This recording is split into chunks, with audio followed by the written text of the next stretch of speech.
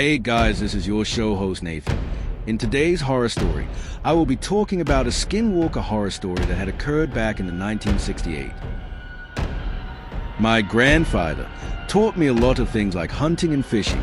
Slowly with passing of time, hunting was not my hobby anymore. It has now become a part of my daily life. My grandpa always warned me about the Navajo skinwalkers.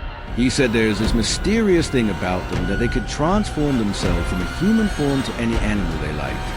My grandpa even told me a story about how he saw a skinwalker when he was 25 years old. He said that he was out hunting in the woods of Utah County. He encountered a deer, he took a shot at it, and after a while, the deer just vanished into the woods. When he walked a certain distance, he saw a camp of Navajo people. The next thing that he encountered left him speechless. He saw a woman of the tribe walk out of a tent with a bullet wound on her arm. Anyway, one day, I went on my daily routine of hunting in the Utah County. This day it felt something really odd.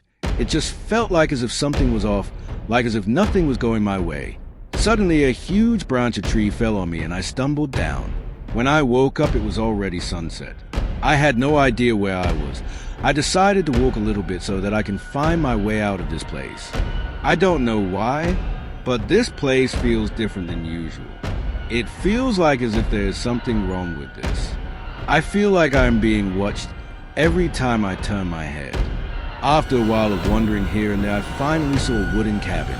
I felt relieved after looking at it. I thought of taking shelter in the cabin for a day. However, something did not feel right. Anyway, I walked to the front door of the cabin and knocked the door.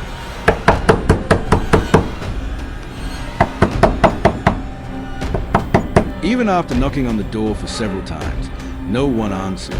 So I decided to peek inside and look for myself. As I opened the door and walked in, I saw that the cabin was completely empty.